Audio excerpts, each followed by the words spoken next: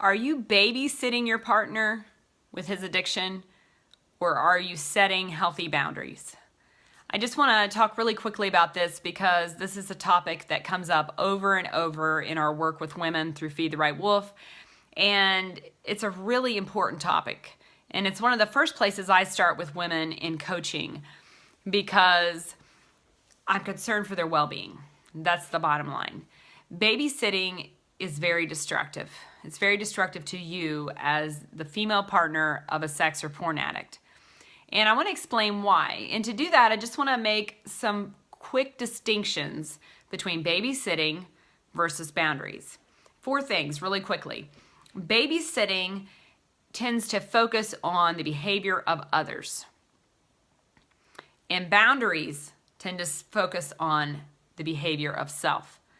So when you're babysitting him, that means you're totally, completely engrossed in what he is doing at that moment and every second of the day, most likely.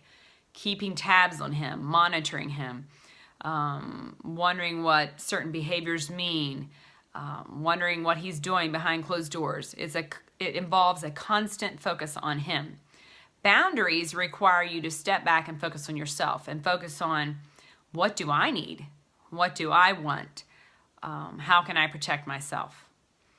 Secondly, another big difference between babysitting and boundaries is that babysitting tends to impose rules or consequences in an attempt to control or punish someone else.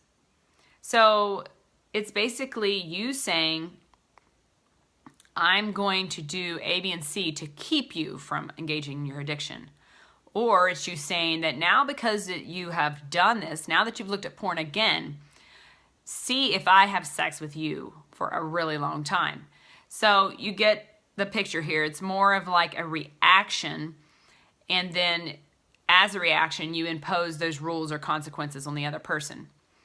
The opposite of that is setting boundaries. And when you set a boundary, you're actually imposing a natural consequence or tapping into that would normally occur in a healthy relationship.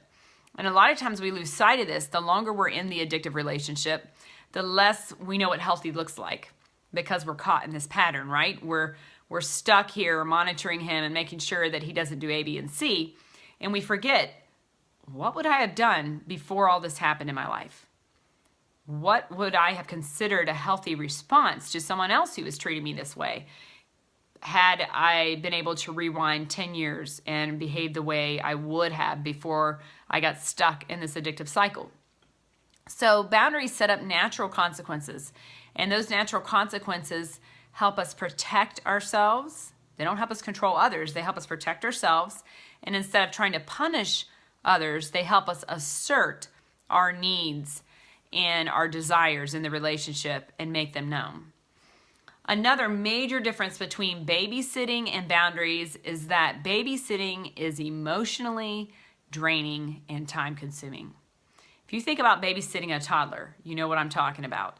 You're chasing the kid around, the house isn't really baby-proofed, then you have your work cut out for you. And that's kind of similar to what partners are doing when they're trying to control their partner's addiction. They're standing looking over his shoulder. Every move he makes, they're having to worry about it and think, what's he going to do next? And it's so emotionally draining and physically demanding, and it also just sucks away all the time in your life that you could have been devoting to something else. Boundaries, on the opposite end of the spectrum, conserve and protect our energy, protect our feelings and our emotions.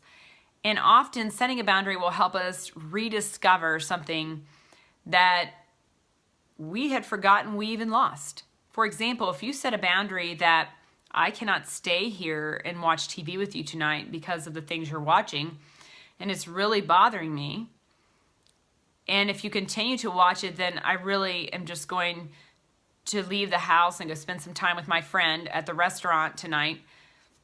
Then when you're there at the restaurant, you'll be thinking about, wow, when's the last time I did this? When's the last time I thought about me and getting out and relaxing and spending time with a friend? You'll start to recognize all the time that's lost and want to develop a desire to regain that time that you've lost. The last but not least major distinction I want to bring up today between boundaries and babysitting is that babysitting typically imposes judgment. Usually you're involved in judging, maybe shaming, maybe talking down to the addict because you're naturally hurt and frustrated and trust has been damaged. But babysitting just leads to more and more scenarios where you are acting as the parent, where you are engaging in a condescending manner. And it typically just drives the addict further into his addiction. Now, granted, you are not responsible for his addiction. He chooses that. But you can create a climate where he withdraws further from you instead of being open to discussion and communicating. And on the flip side, setting a boundary allows opportunity for you to express yourself in a healthy way, in a calm manner, and to approach the conversation, giving him an opportunity to respond, not out of defensiveness, but to respond to your needs and to your wants and to your pain. And that doesn't always mean that if you set that boundary that he's going to respond appropriately. It just means you're providing the opportunity. So I hope this is helpful to you. I know I've ran through these really quickly. If you have any further questions about it, I'd be happy to discuss with anyone the difference between babysitting and boundaries. And if it's something that you know that you're really caught up in, if you're really caught up in babysitting your partner and you want to get away from that and you just can't seem to stop, then get help to do that. That's what I'm here for. That's what all the coaches at Feed the Right Wolf are here for, to help you identify the best way to move forward in your life despite the pain of addiction, despite the pain of betrayal. There are better things for you than babysitting. Move towards a healthier life and setting healthy boundaries.